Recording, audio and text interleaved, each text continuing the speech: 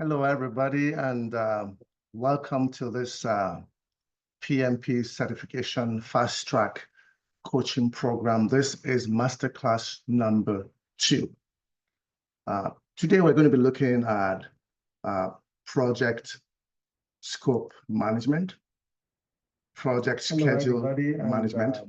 Welcome to this PMP.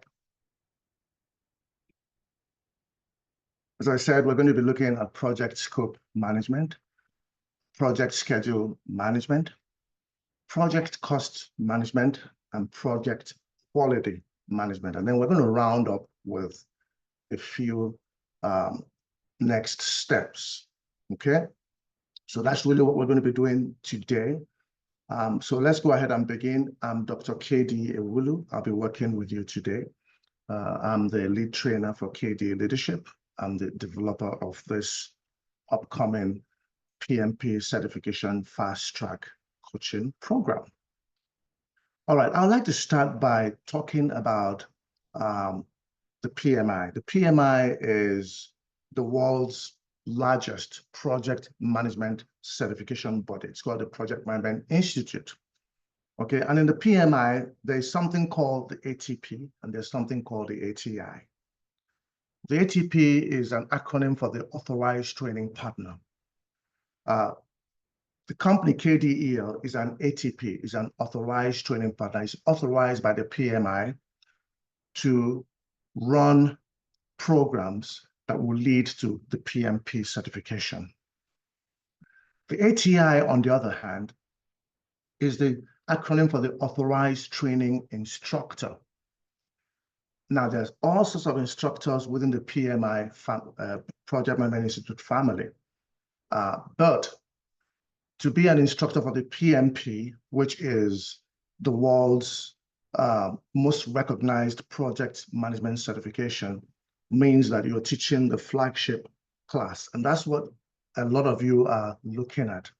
You want to look for an easy way, a cost-effective way to get prepared, to get qualified to take your PMP certification.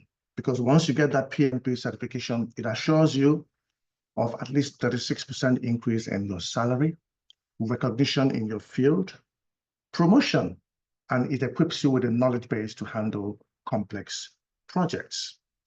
So let's go ahead and begin. We're going to be having masterclasses 1, 2, 3, and 4.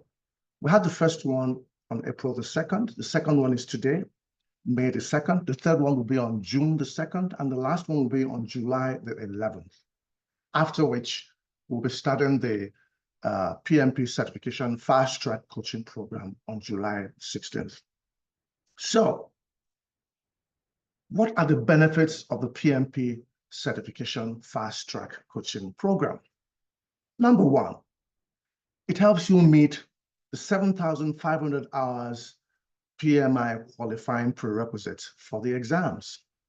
It helps you meet the 35 contact hours, again, to qualify to take the exams.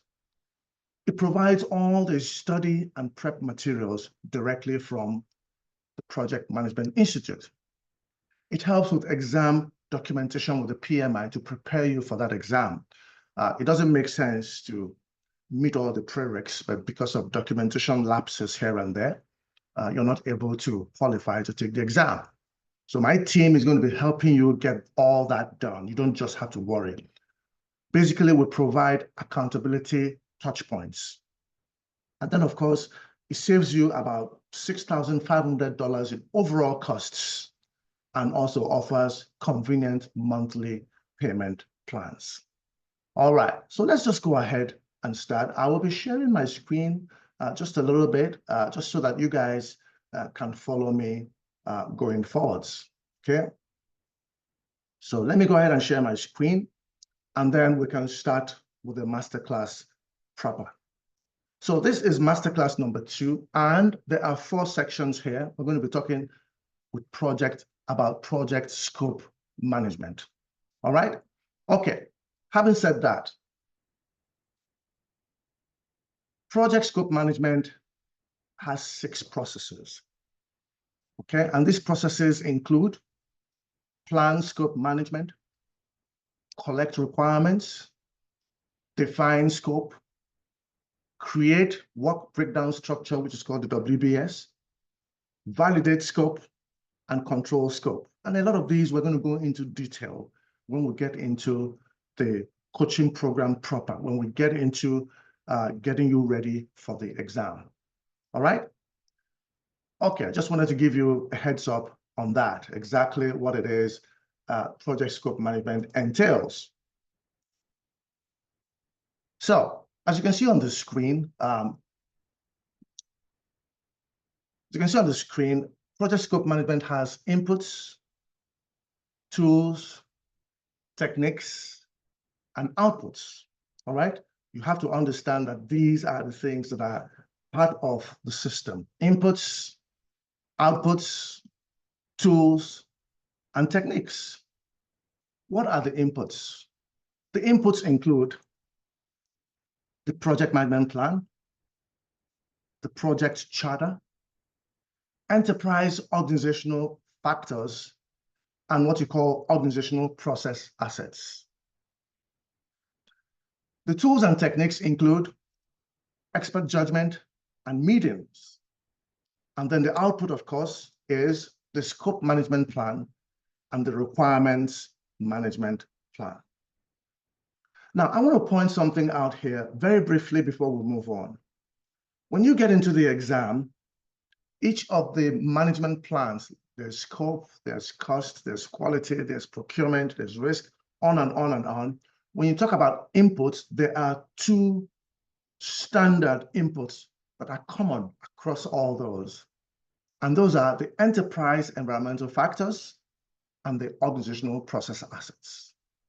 Under the tools and techniques, the expert judgment you see there and the meetings run across that whole gamut as well, run across the entire spectrum from scope to cost to quality and on and on. The only differences are some of the inputs, and of course the outputs are different. Okay, when you get to the management plans, each scope has a scope management plan as an output, cost has a cost management plan, quality has a quality management plan, and on and on and on, as a lot of you know. Now, in the scope management itself, there are 6 processes in this knowledge area. And apart from this general input, tools, and outputs of scope management, each of these 6 knowledge areas also have their own inputs, techniques, and outputs. My advice is please learn and memorize them from your PMP guide. PMP guide is an acronym for the Project Management Body of Knowledge. It is the de facto Bible of project management. All right, that's what you're going to be tested on utilizing that textbook. I'll show you how you're going to get that as soon as you enroll in the course. I'll show you how you're going to get that at a cheap cost. In fact, you're not going to pay anything for it. These are all backdoors that we have access to as soon as you join the PMI. Okay, so let's look at some project management tools that exist, especially with regards to project scope. There's a work breakdown structure, WBS. There's a network diagram and analysis, and there's a Gantt chart. These are the three main project management tools that as they apply to scope management. All right. So let's break down the work. Let's break down the work breakdown structure. I like that.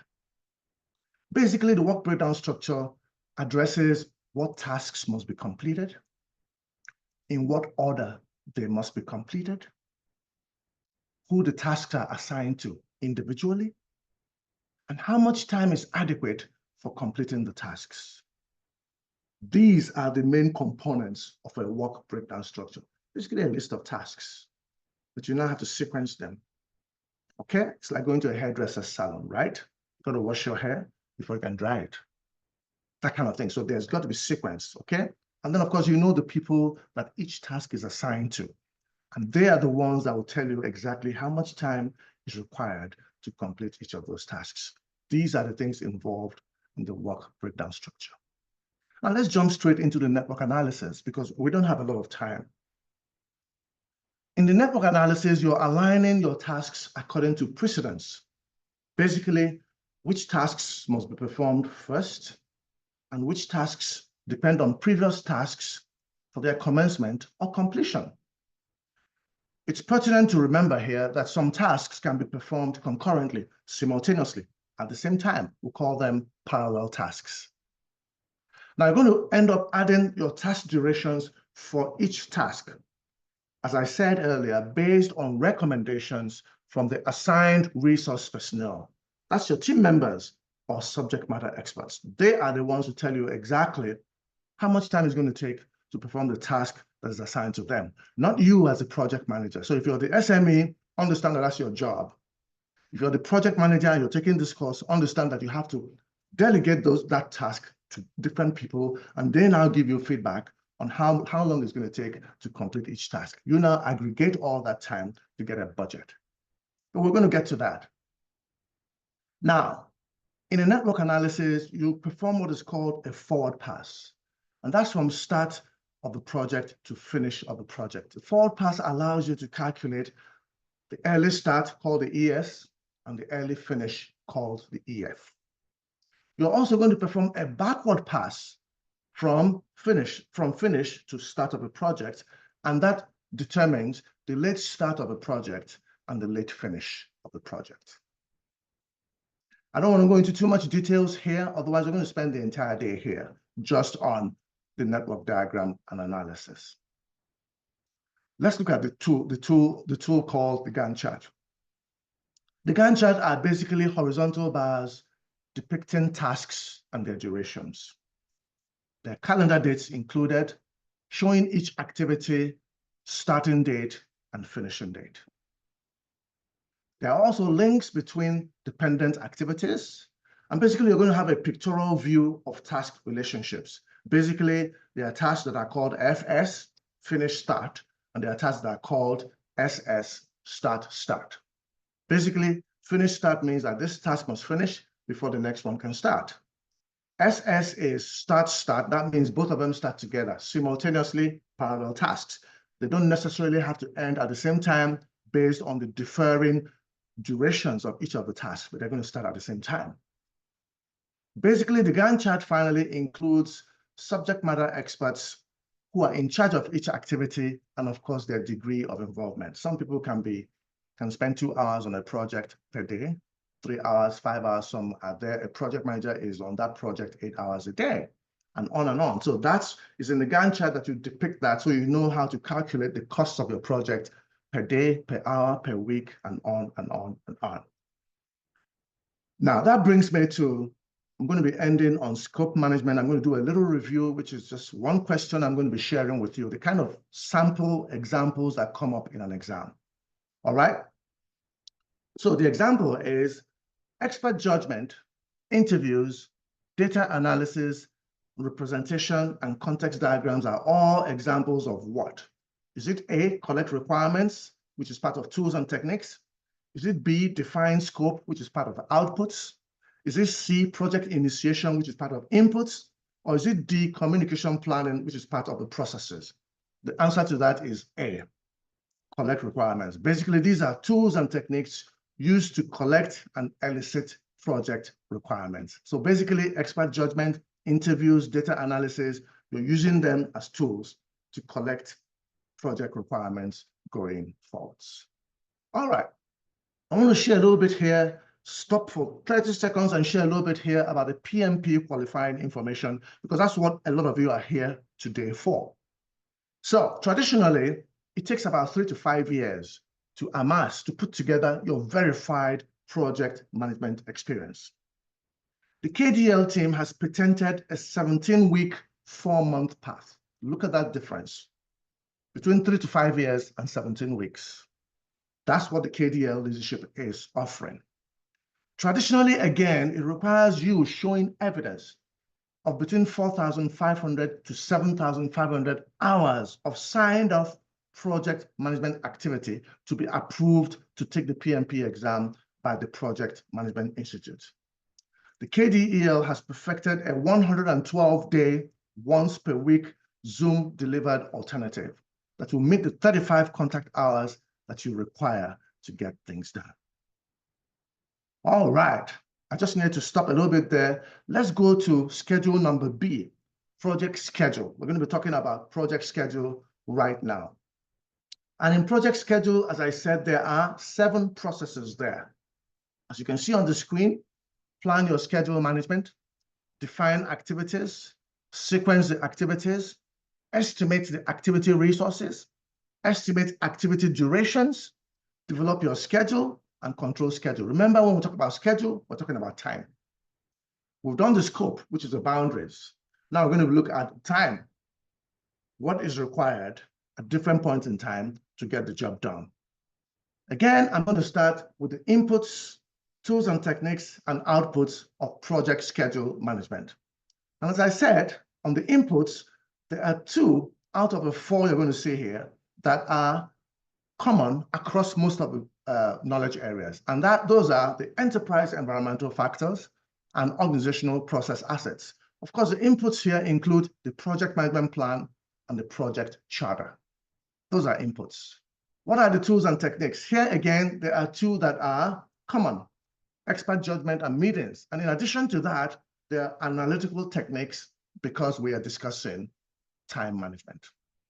And then the output is the schedule management plan, time management plan, but it's called the schedule management plan. Again, the 7 processes in this knowledge area also have their inputs, techniques, and outputs.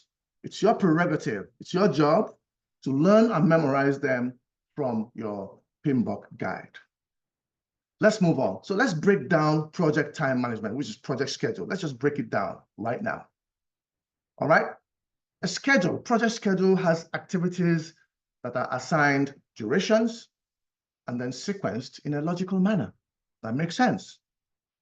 Number 2, a project schedule defines the start and end dates of the entire project and of each of the project activities. Now, there are several software you can use to do that as well. There's Microsoft Project, Primavera. They are the most popular tools used for project schedule development. I use Concept Draw Office because it takes me from the beginning, from brainstorming through mind mapping, all the way to production of the project document.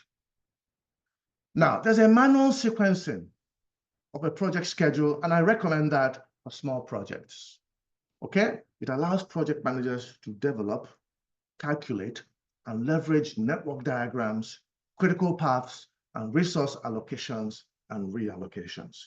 We're going to talk in some more on those later on down the road. So, what we have to ask ourselves now is, what are the types of relationships? As I said, there's the FS, SS, FF, and SF. What do those mean? The FS means finish to start. That means the successor cannot start before the predecessor task has finished. You have to wait for the task behind to finish before you can start. That's a finish-start relationship. The SS is a start-to-start relationship. The successor cannot start before the predecessor has started. So both of them can start at the same time, or the predecessor must start first before the successor activity can start. But the successor activity does not have to wait for the predecessor to finish before it can start. They are start-start. Finish to finish means that the successor cannot finish before the predecessor has finished. Both activities are expected to finish at the same time. So you're going to work from the front and work backwards to see when each activity starts, depending on their individual durations. And then you have the start to finish. Start to finish means the successor cannot finish before the predecessor has started. All right? So you can see these 4 different styles work depending on the kind of work you do, the kind of processes involved in the project that you are controlling or that you're working in. All right? I want to talk about a few key schedule management terms. And I'm going to be talking about leads, lags, and rolling wave planning. These are 3 key aspects that most project management practitioners struggle with. Okay? The lead is a successor activity is said to have a lead when it can start in advance of the end of its predecessor activity. That means if this activity is stopping here and the other one is supposed to start, that one can start before this ends. That means we have a lead. We're gaining some time. The lag is the opposite. A successful activity is said to have a lag when it cannot start and needs to be delayed with respect to the predecessor. So if the predecessor is ending now and you wanted that one to start immediately, well, when there's a lag, there's a difference between the time the predecessor stops and the time the successor starts. There's a lag in between them. That's what lags are.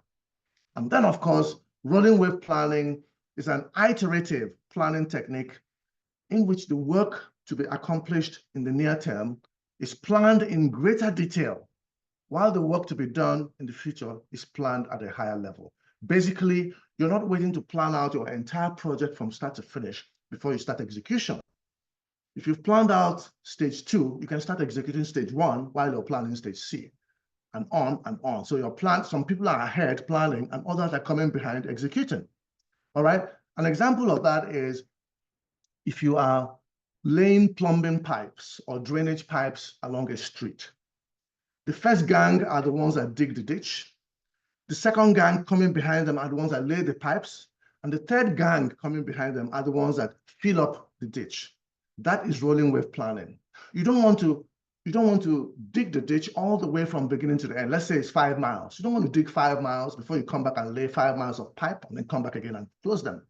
You can dig half a mile, lay half a mile, close up a quarter of a mile, and you're going on. So you have 3 sets of people working together. That's an example of rolling wave planning. All right, let's look at how to estimate costs.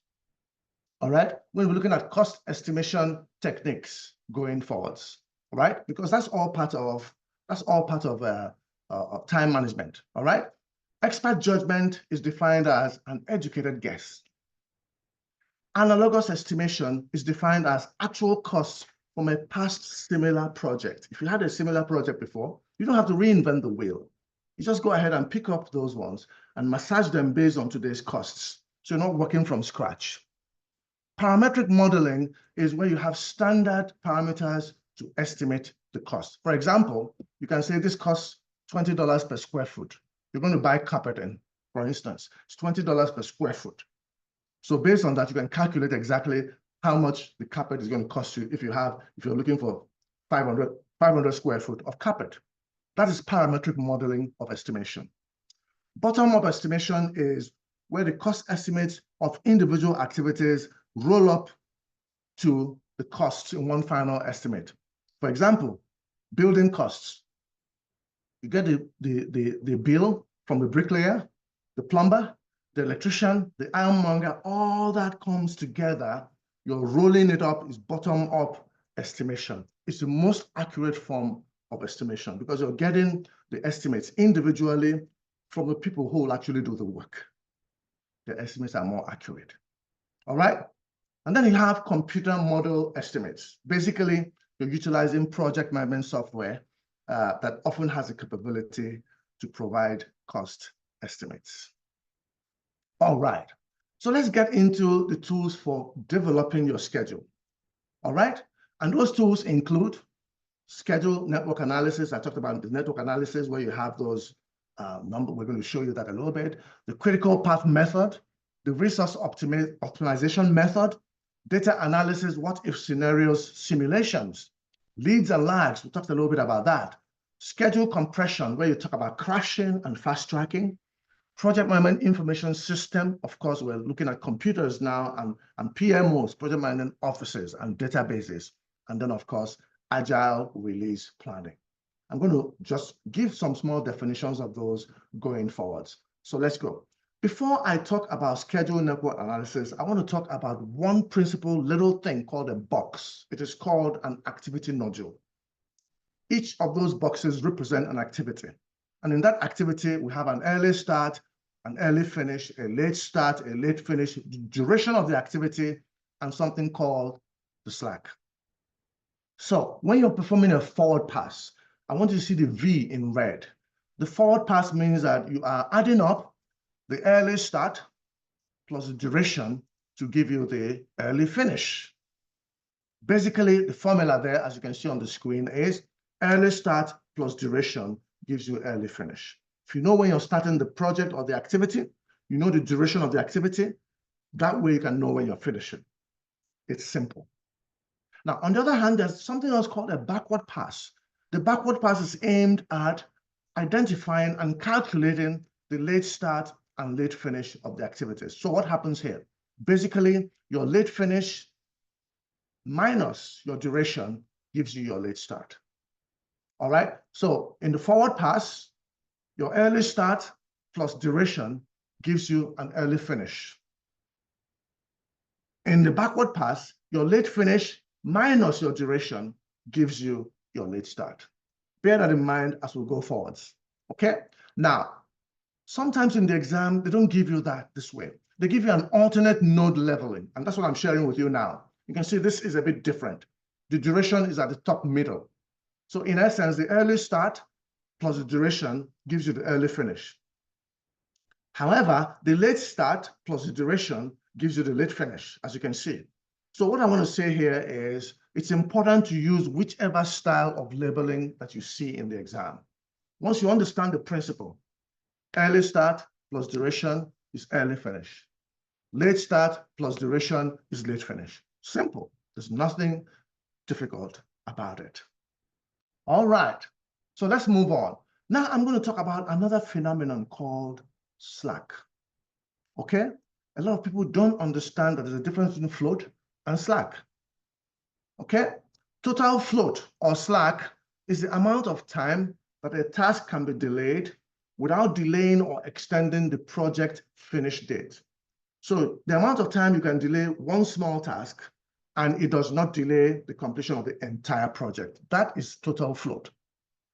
Free float, however, is the amount of time that a task can be delayed without delaying the early start date of the next task.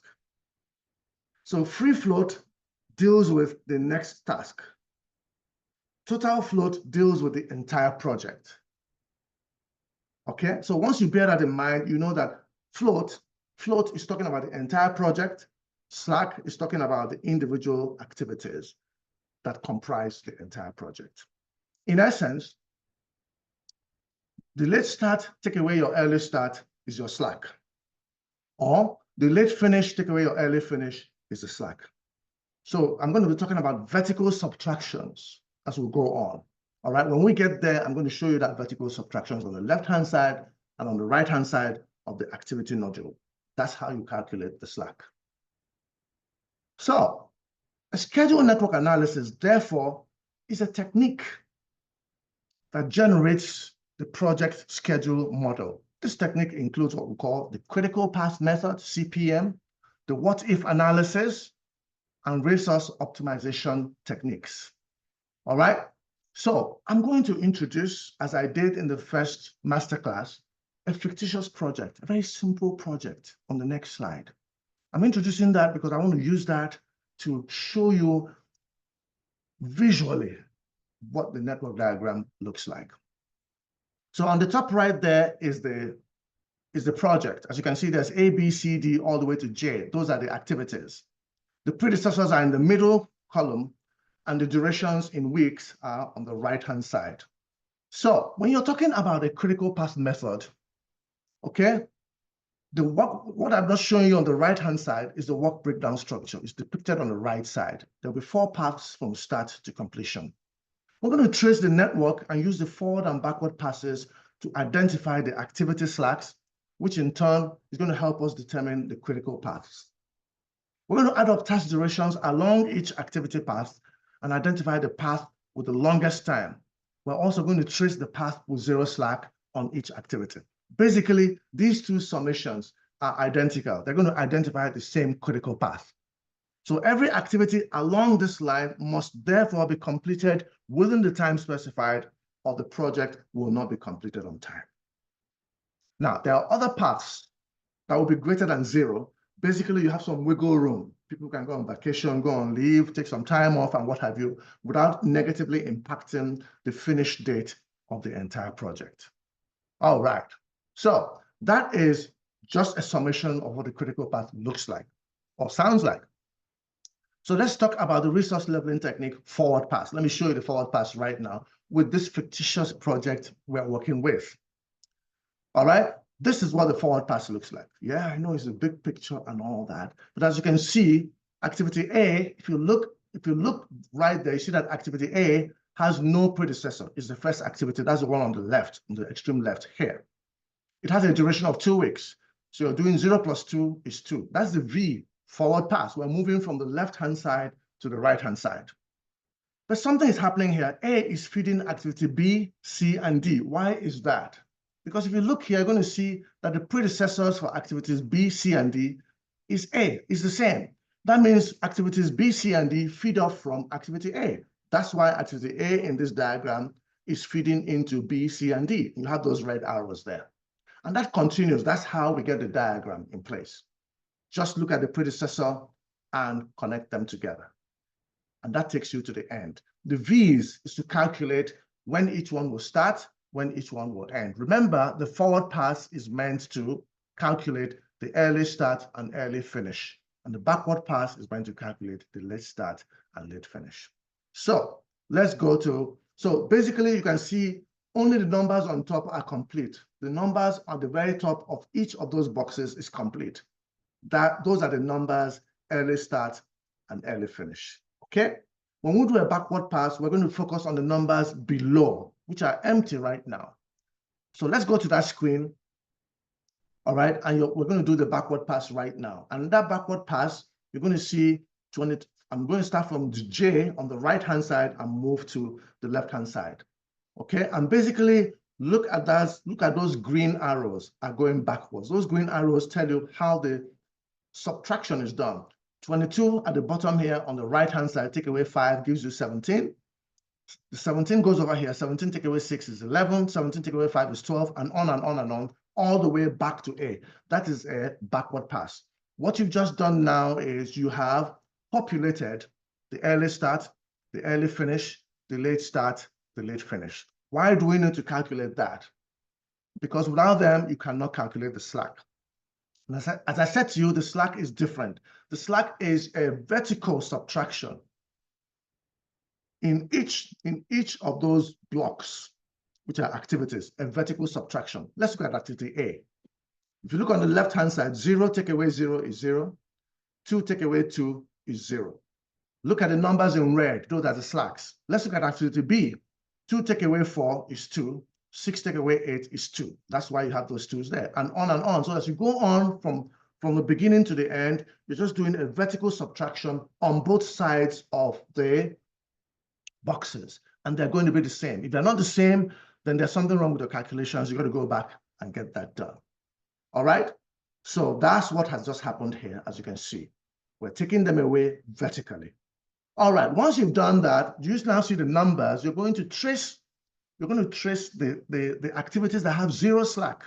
Okay, and as you can see here, the activities with 0 slack are activity A, C, F, H, and J. The others have some slack on them. Those with 0 slack are the ones that are called critical tasks. As you can see now, they are the critical tasks because they are the ones that have 0 slack. So in essence, what you've just done now is you have traced the critical path and you have identified the critical tasks. The critical tasks are the tasks that fall along the critical path. And that's what you've just calculated now. Now, remember, this is a small fictitious project because I just wanted us to understand what's going on before we move further. Okay? All right. I'm going to jump quickly into Agile release planning. Okay? Agile is mostly for development projects, software development projects. There's a style of project management where you don't have a plan fully in place. You are iterating, working, making mistakes, correcting the mistakes as you're working and moving on. In most agile work, money is not the problem. Time is the problem, and an end product is what everybody is looking at. So they want to see results very quickly, even if there are mistakes along the way. So let's look at what agile release planning really is. There's a series of sprints. Okay, the sprints are called, actually, you're executing and tweaking. You're making corrections. You're iterating some of the mistakes on the smaller parts of the project. So after each sprint, the project may be reprioritized. Basically, agile release planning determines the current state by comparing the total work done and delivered with the estimates of the work that is proposed, plan versus execution. And this is in respect to cost, time, and quality. It's used mainly by software development, IT projects. Okay? All right. So in essence, let me give you a pictorial view of what agile release planning, the processes involved. All right, there are 6 processes: the concept, the inception, the iteration, the sprints I talked about, the release, the maintenance, and the retirement. The concept is when you're dreaming about it. The inception is where you're putting together your plan, your basic plan. It's not yet complete, but that's the inception. And when you get to the iteration, that's where you do your trial and error. Basically, that's what happens here. In the iteration, they're called sprints. And you do those trial and error, get it done, get back up there. If you need another sprint, you're going to do that again, get it back up there until you get it right, until the owner of the product or the project tells you it's okay. You're doing those sprints. And then once that is done, you move to release, okay, and you move to maintenance. And then, of course, once you release the product, you're just maintaining it because there's still a few quirks that you need to work with. And then the project is retired. Project retirement means project end. It is ended, we're done with it. Okay, that's really agile release planning. The rest you will learn when you get into the PMP Fast Track coaching program. So a little bit of PMP qualifying information again, because that's why you're here. All right, you can spend over $9,000 in the 3 to 5 years to amass your verified project management experience, study materials, coaching programs, and boot camps. The KDEL has patented a $2,500 cost payable in 1 to 5 installments. Again, it may require you taking a leave of absence from work to prepare adequately for the PMP exam, especially for boot camps, deep study, and coaching sessions. KDEL has perfected a 17-day because it's 1 day per week, a 17-day, 1 day per week alternative that demands between 1.5 hours and 2.5 hours, depending on what you are studying, basically on a Zoom attendance each week, basically between 7 p.m. and 9 p.m. after work hours on Zoom, once a week. All right. Now, there are some knowledge areas that are going to take a few more hours to get done, like cost and schedule and procurement will take 2.5 hours. And then the others can take 2 hours and some can take 1.5 hours. Agile can take 2 hours and on and on. But that comes into the detail when you are getting ready. So for more information on how to enroll, you can go ahead and look at that link there. You can pause the video, take that link there and make sure you enroll. Now, there are different payment plans for you. I'm going to be sharing that later on. But for now, let's jump straight into number 3, and that is C, project cost management. All right? So, project cost management, what does that entail?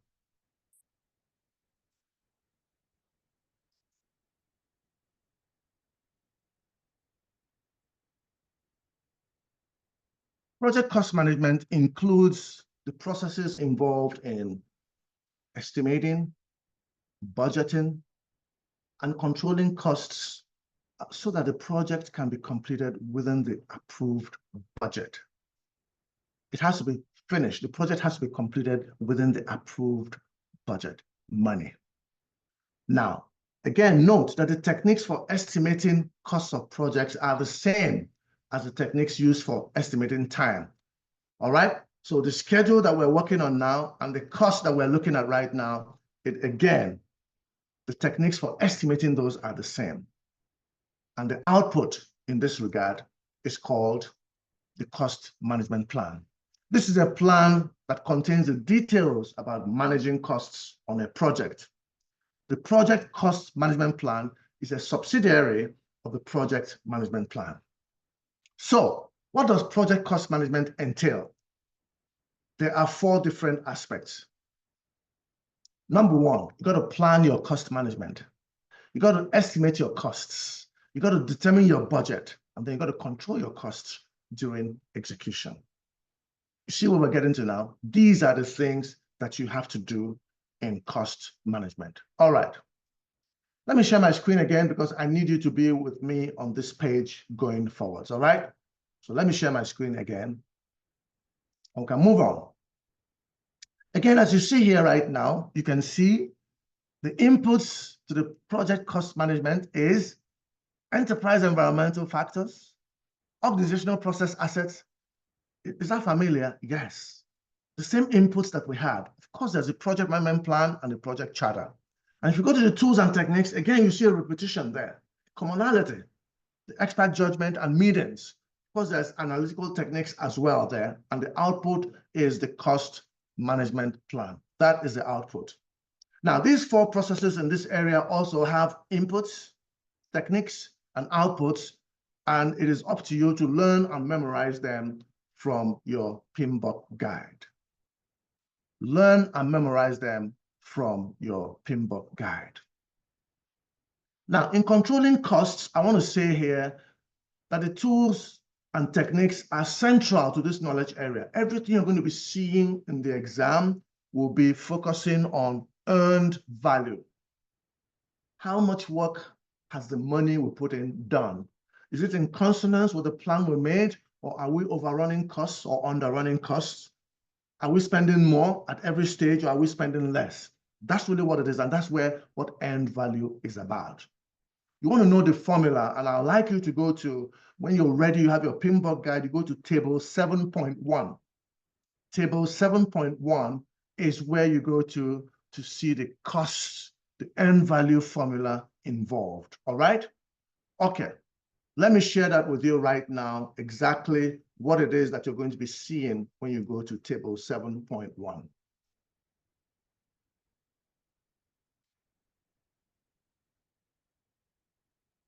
The earned value technique is a method to measure project performance against the project baseline. All right?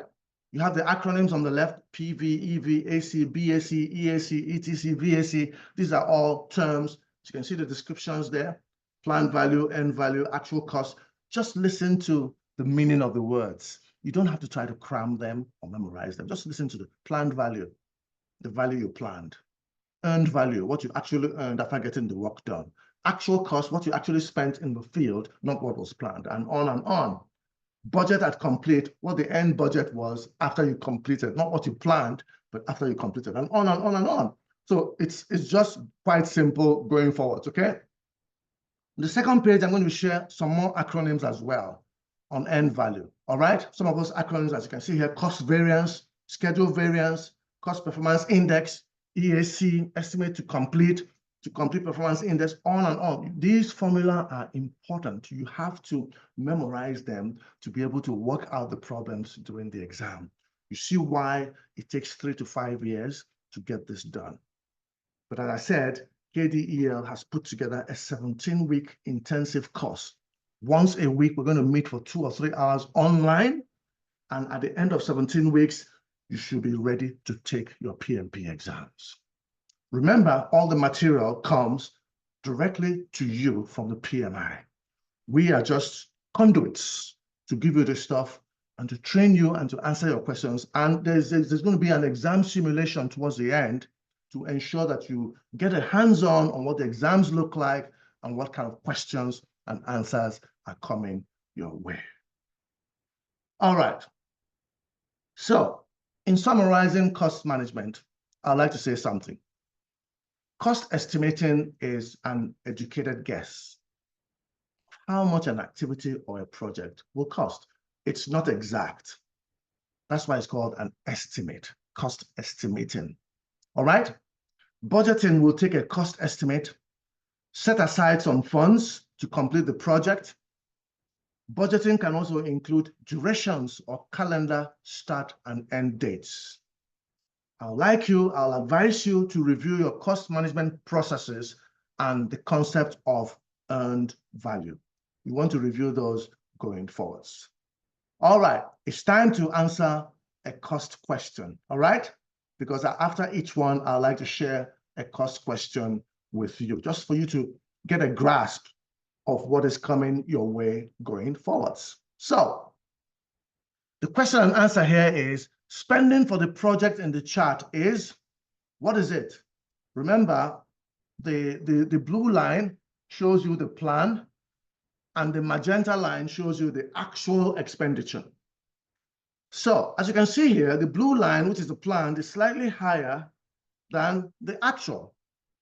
All right, the actual is slightly lower than the planned. So what does that tell you here? Is it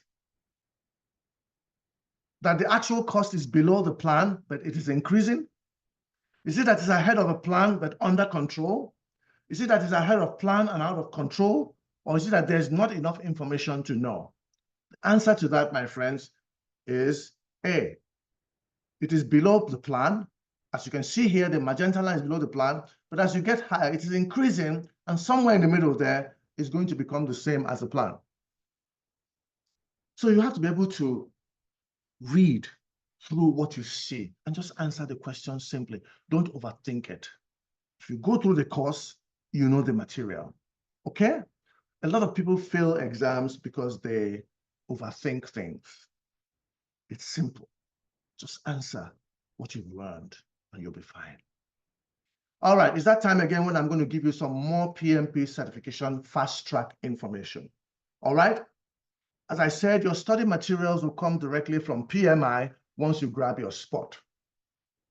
The spot I'm talking about is the PMP Certification Fast Track Coaching Program. You can see the link on top of me right there behind me. All right? Okay, the QR codes you see on my left and right are payment options, which I'm going to be displaying on the screen right now for you. All right? So I'm displaying them on the screen. There are 3 payment options. Option number 1 is a one-time payment of $2,500 payable before the start of the program. In this case, by July 1st, 2025. The program starts on July 16th. Okay, and that is the link there for you to make that payment. Option number 2, for those who want to break it up, is a 2 installment payment plan of $1,250 each, payable at the start of the first month and at the start of the 3rd month of the program. So you can start the program, and after 2 months, you pay the 2nd installment. In this case, you're looking on the 1st of July and on the 1st of September of this year, and that is the link there. The 3rd option, option number 3, is a 5 installment payment plan that includes, first of all, a $500 deposit to grab your spot on the program, and that's the link, and then 4 payments of $525 each, spread over the 4-month duration of the coaching program. Each $525 payment is due at the start of each month. That's the link there. In this case, on the 1st of July, on the 1st of August, on the 1st of September, and on the 1st of October. The program ends on November the 5th, 2025. So bear that in mind going forward, okay? Now, I have a special program, I have a special offer, all right? If you stay until the end, I'm going to give you a link to a special offer of $2,000 for masterclass attendees only. Or if you get hold of this video, but you got to do it immediately, all right? Once we get into starting from the 1st of July, you won't be able to get access to that 2,000 offer, all right? So stay till the end and I'll give you that link. If you don't stay till the end, you don't get the link, all right? Okay, let's move into the last thing we're sharing today. That is project quality management. Project quality management. And to do that, I'm going to, first of all, define quality management. I'm going to define quality management. Quality is the degree to which a set of inherent characteristics fulfill your requirements. You're comparing the final outcome to the planned outcome. Okay? That's quality. Grade, when you say grade, is a category assigned to deliverables that have the same functionality but different technical characteristics, rankings. And accuracy is defined as the degree of closeness to the actual value. Precision, on the other hand, is the granularity of measurement, percentages, and level of detail. All right, I just wanted to break that down a little bit because some of us hear about quality, we hear about grade, we hear about accuracy. To learn more about that, sign up for the program because some of these are exam questions that will be turning up for you. Okay, So let's get straight into project quality management. Again, I'm going to put that on the screen for you so you can follow me and share and basically learn along as we go. So project quality management includes planning the quality, managing the quality, and controlling the quality. Again, as with all knowledge areas, I want you to be familiar with the inputs, the tools, the techniques, and outputs for each process. Be familiar with them. All right? Okay. So let's go ahead and look at project quality management in its entirety. Quality management is defined, includes creating and following policies and procedures that meet the project's defined quality needs. And what is the aim of quality management? What is the aim of quality management? It is to ensure that the specified or recommended approaches to quality are implemented on the project. There are three aspects of quality management. I call them PAC. The first one is quality planning. The next one is quality assurance. And the last one is quality control. Planning happens before the work starts. Assurance happens while the work is going on, because you're there to ensure that people do not deviate from the quality. And control happens for people who count the beans, who come in later on to see what mistakes have been made and to bring us back in line. So quality assurance is ongoing all the time. Quality control happens intermittently when the bosses come or the supervisors come to see how far you're going, and they can make corrections at that time. Let's look at a few concepts of quality, all right? A few concepts. There's something called total quality management. It's an integrated management philosophy around quality and continuous improvement. You're discussing continuous improvement. Kaizen is Japanese for change for better. They include small continuous improvements. The Deming cycle is a plan, do, check, act cycle. It's a framework for process control and improvement. And Kanban is a pool-based inventory management system based on the principle of just-in-time inventory. Kaizen and Kanban are of Japanese origin, okay, because they are the masters of inventory control, all right? When you have very little land mass and thousands of islands, you learn to manage your warehousing. That's where it all came from. But we'll get into that much later on. So I want us to understand these definitions for the PMP exam. All right?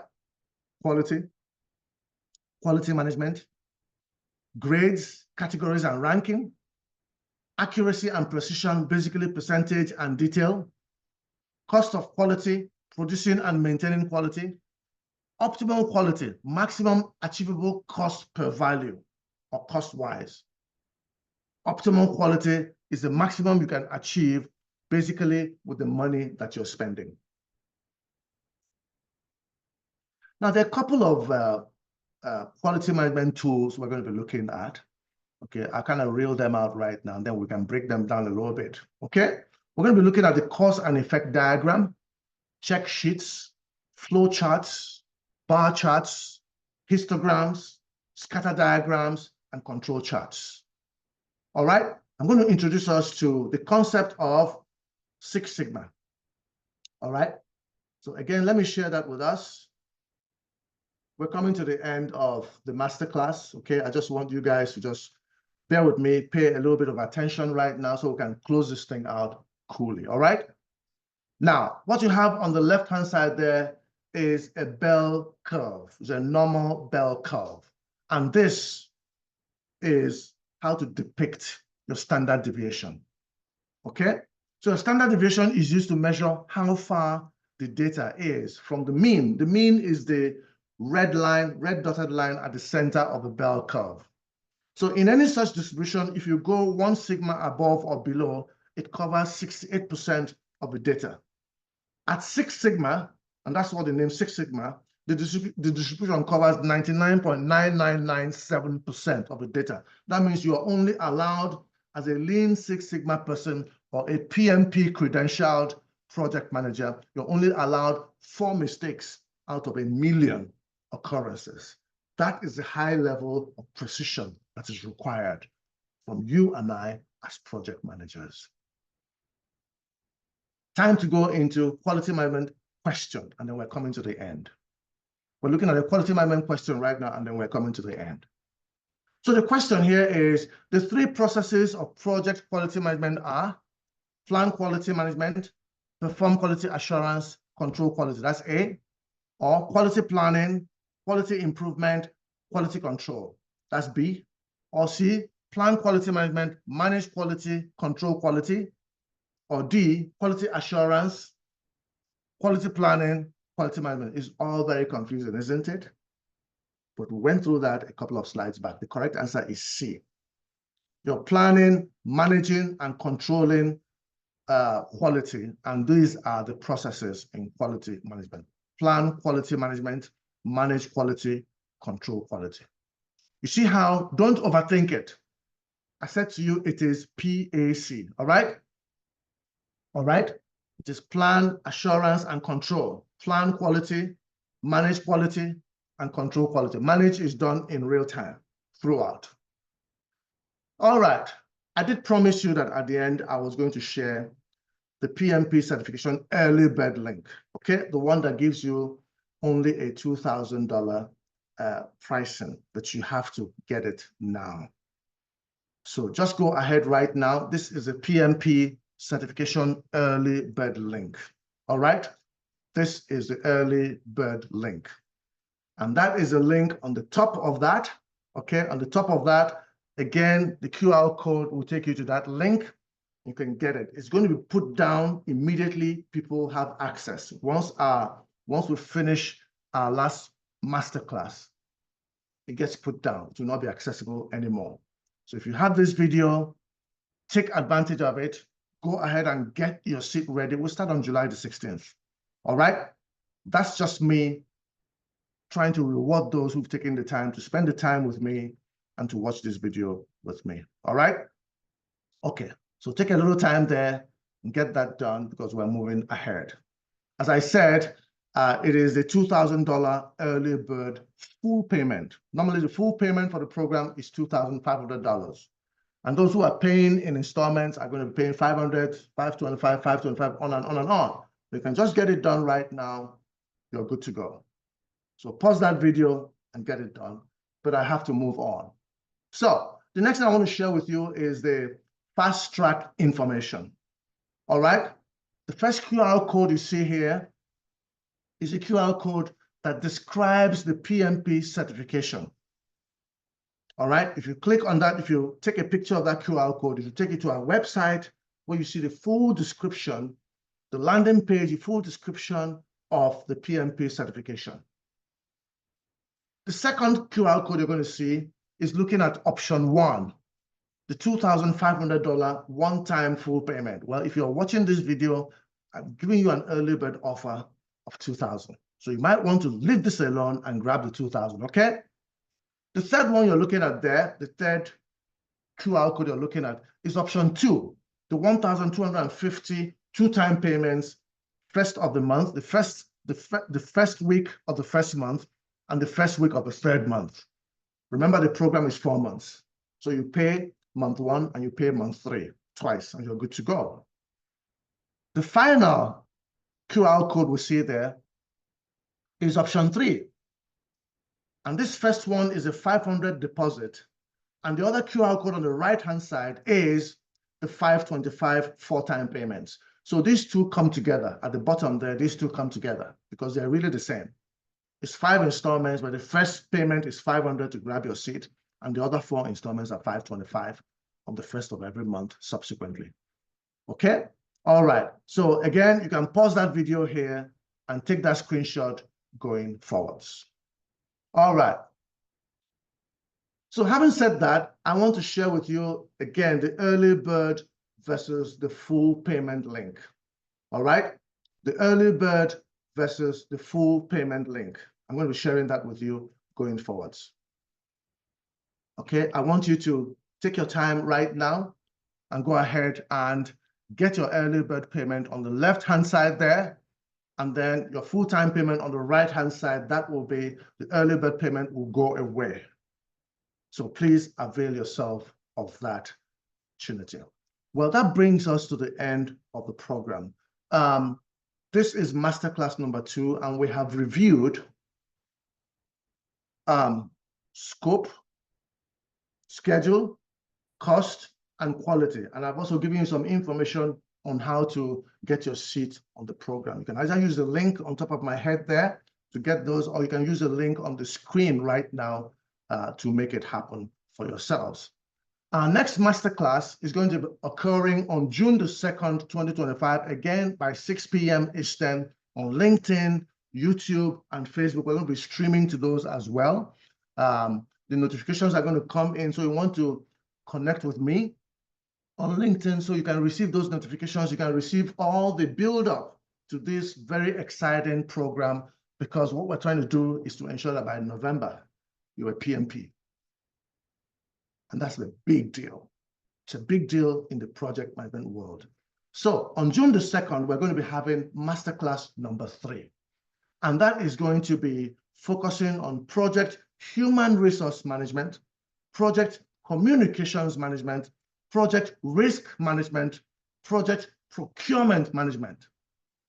Those are the things we're going to be looking at: HR, communications, risk, and procurement. And then, of course, on our final masterclass on July 11th, 1 week before the program starts, we're going to be doing the last of them, including agile, procurement, stakeholder management, and on and on and on. These are the things we're going to be looking at going forwards. It's time for me to say goodbye, my friends. Okay, I want to thank you all so much for working with me. Once again, I'll see you next time, June the 2nd, 2025, at 6 p.m. Eastern Standard Time on LinkedIn, on Facebook, and on YouTube. Until then, this is Dr. KD Ewulu signing out. I'll see you again. Take care of yourselves. Be safe out there. Bye for now.